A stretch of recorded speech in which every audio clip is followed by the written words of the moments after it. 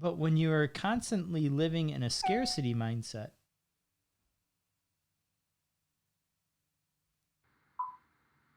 what's up, guys? It's Brian here from Ride Your Money Wave. I got another video to review from a very popular blogger and person in the financial field.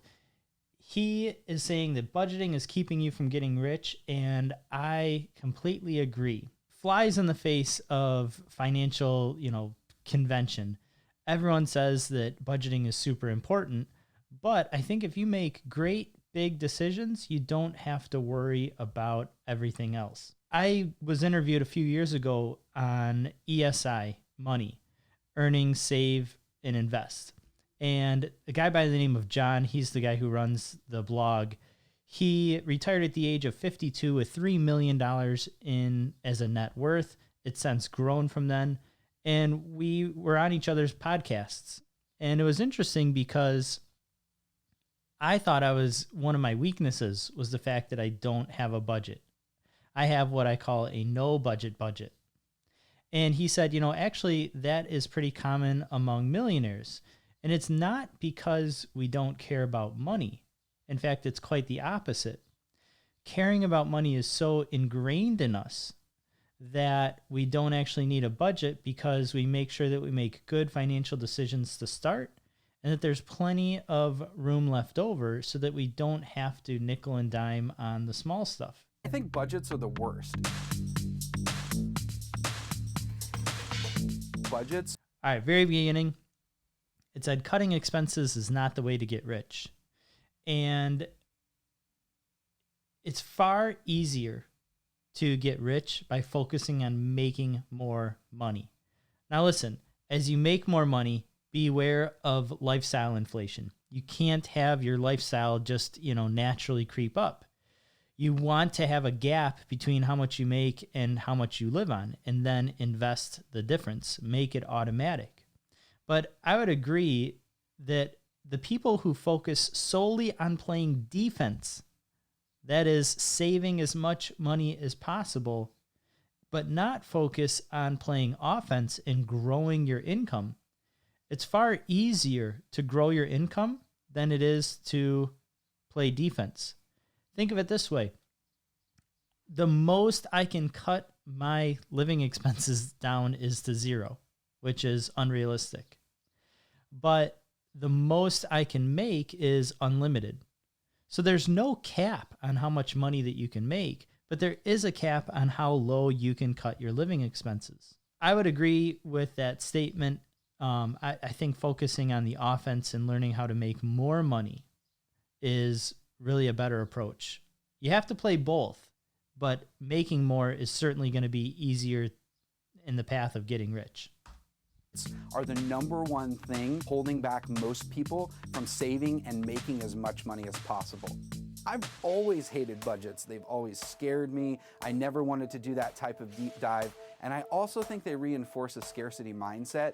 The entire personal finance industry tells you that you need to cut out your latte or that glass of wine, but it's often those small things that make us the happiest. All right, two thoughts come to mind. Notice he mentioned the scarcity mindset. And when you're acting out of scarcity, you're really limiting yourself. The only thing that's scarce is time. You can always make more money. Now, there is a whole mental shift in the way that rich people think versus the way that the average person thinks. And the rich person knows that they can always make more money, that money is abundant. When you're constantly living in a scarcity mindset, you're not focusing on that upside. It took me years and years of practice, of reinforcement, of reading books, of asking questions to try to just ingrain in myself the natural thought process of rich people. It took so much evidence and time for me to change the way that I thought. And the way that that happened for me personally, not living a scarcity mindset, but understanding that I can increase my income and my net worth at any time, was by owning my own business. Because in doing so, I had more of a say in the market on what my skill set and what my talents were worth. And so the more I worked, the harder I worked, the more money I made, the better I became at something, the more money I could make. So there was a second thing in there. Oh, he said that the little things make you happy. And I agree with that too. You know, one of the things that just brings me tons of joy is getting like a $6 shawarma from Bucharest Grill down in Detroit. That will fill me up for lunch and dinner. $3 a meal. If I were to be reading the typical personal financial blog, they would say that that's wasteful. But for me, I actually think that that's a great return on investment because it's $3 a meal and it frees me up for an hour that I don't have to cook and clean. And I can now dedicate that time to running my business, making these videos, finding ways to make more money, or simply improve myself, or even spend it with my wife and, you know, build the relationship better. So I think that sometimes small expenses, as long as your financial house is in order, who cares? That's part of what I call the no budget budget. We'll take a look at that in a second. $5 or $10 or $20 or even $100 here or there, it's not going to make or break you. The average American spends about 70% of their income on 3 expense categories: housing, transportation, and food. Instead of buying the biggest house that you can afford or get a mortgage on, buy something that's reasonable. If you're renting, rent out a couple of the extra rooms. Crashing with your parents for a while, crashing with your friends. Keep that housing expense as low as possible. All right, so there's definitely truth to that because housing and your car, those two things are really the biggest parts of your budget. And keep your housing expense as low as possible.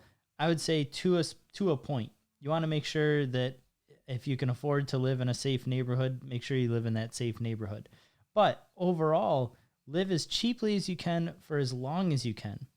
I know that when I got my first job, I spent probably 2 months living in the basement of my aunt and uncle so that I could find a cheaper place to live and not just the first place to live. And it worked. I was looking at apartments in Ann Arbor, Michigan, which is a very expensive college town. And after searching, I found a $458 a month apartment just outside of the city. And so the other aspect of this is that there's only a certain time, there's only a certain period in your life, a certain window that you can live as cheaply as possible.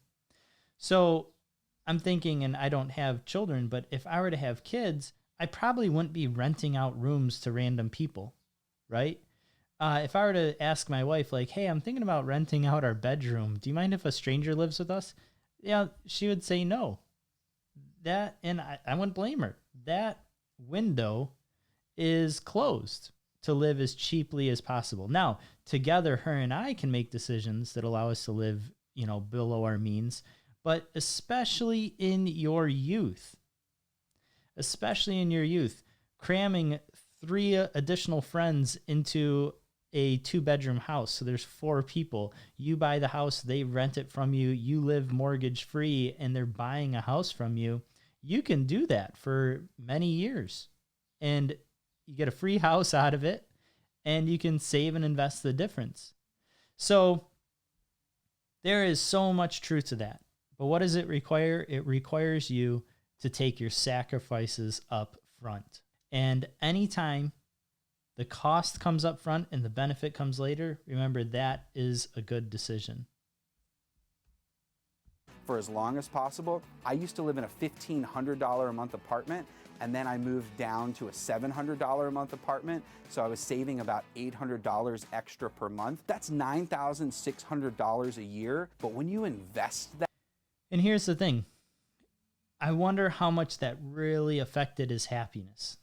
Answer, probably not a whole lot. But what it did do is, and this is where he's going, because he said, and if you invest it, is that it's going to buy him freedom. It's going to buy him financial freedom. It's going to buy him time. He can retire earlier. That difference Just doing that for 3 years, I'm gonna be over $300,000 richer in 30 years.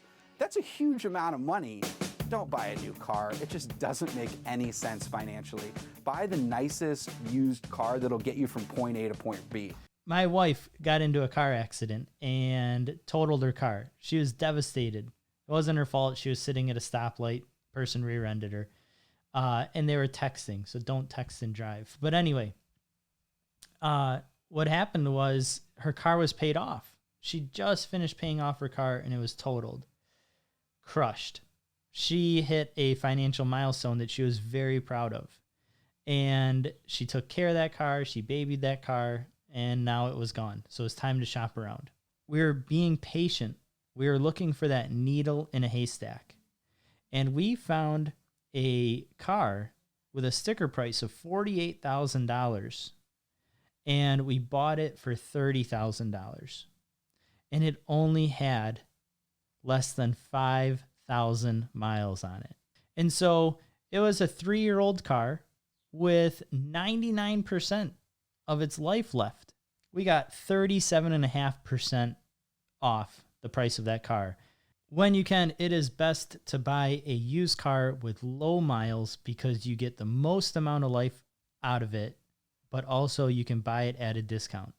You got to be patient. You got to be flexible, but you also have to just realize that a car is simply a tool to get you from point A to point B. Don't attach your identity or your ego to it. Carpool if you can. Use public transportation. Buying a new car, it's one of the worst financial decisions that you can make in your life. A $40,000 new car that you buy, if you invest that instead, that $40,000 car is going to be worth $300,000 or more of invested money in 30 years. Americans don't spend as much money on... Remember, wealth is not what you see, it's what you don't see. One of the things that I love is one of my neighbors does very well for himself, and he drives a truck that has rust on the bottom and, touch up paint and dents and stuff like that. And, wears holes in his t-shirt. This guy is one of the smartest guys when it comes to finance. And when you meet him, he is the most normal person. You look at the car that's parked in his driveway, you would never guess the numbers that are sitting behind him, his net worth, his bank account. I don't even know the numbers, but I know based on this guy's knowledge and his history that he's doing quite well. And I tip my hat to him. I really, really respect him. It's an element of life in your values as well. Do you want people to be your friend and to judge you based on the car that you drive? Or do you want them to be your friend and judge you based on how they treat you and how they make you feel and how they carry themselves? One of them is materialistic and fake. The other one is real. Food as they do transportation and housing, but food is one of those areas where there's a really high ROI to buying things in bulk, to finding the most affordable grocery store, and just being mindful. You don't have to go crazy cutting back your food expenses, but just don't eat out as much or order from delivery apps as much, and you'll be able to get that expense. Yeah, right now during the quarantine, no one is worrying about eating out too much. In fact, we are all becoming like Chef Ramsay's, right? Under control. Just keep housing, transportation, and food as low as possible, and then go out to that basketball game. Go grab beers with your friends. Go get that manicure, pedicure, because those are going to be the things that make you happiest. All right. Really looks like this person has some holistic financial life advice and approach, and I would agree with it. Don't go crazy. A lot of times when we try to purchase things, we have this expectation effect. We expect the purchase to change our life or make us very happy. And in reality, it's like we then become disappointed with it. So then we chase the next thing. So be wary of that. But I mentioned earlier that I would talk to you about my no budget. And it's really simple. I don't follow a budget because I simply focus on increasing my income and maxing out my retirement accounts. And in doing so, Then I decide how much house can I afford? How much car can I afford? And I live below my means automatically because I put my money where I can't see it. If I can't see it, I can't spend it. And so I don't know what percent of my income actually goes to housing. I don't know what percent of my income goes to transportation, because all I really care about is buying as much assets as I can automatically. Max out my Roth IRA, max out my 401k, max out my SEP IRA, max out my 403b, live my life. Anything extra, turn around, throw it back into the brokerage. Once you understand and start to see rule number 4 of money actually working, you want your money to work for you, not you for your money, it changes the way you think. It changes what you value. I don't value really design or anything, because for me, I want my money to go out and work for me so that I can buy freedom, essentially. I can buy time to do whatever I want. Millennial Millionaire, budgeting is keeping you from getting rich. I would agree. I think people try to cut their budget so low instead of focusing on the big things like increasing your income and just managing your largest expenses. And one of the ways that I manage my largest expense, which is housing, is simply by saving first. Pay yourself first. All right, guys, that's all we're going to talk about today with this video. Please consider like and subscribing. If you have any questions, drop me a line. I'm happy to answer them or review any videos, talk about anything that you want. Remember, take this information, share it with your friends, share it with the people that you care about, share it with the people that need to have better relationships with money so they can get more control over their life and their future, and use money as a tool so you can go out there and go live your best life. Take care.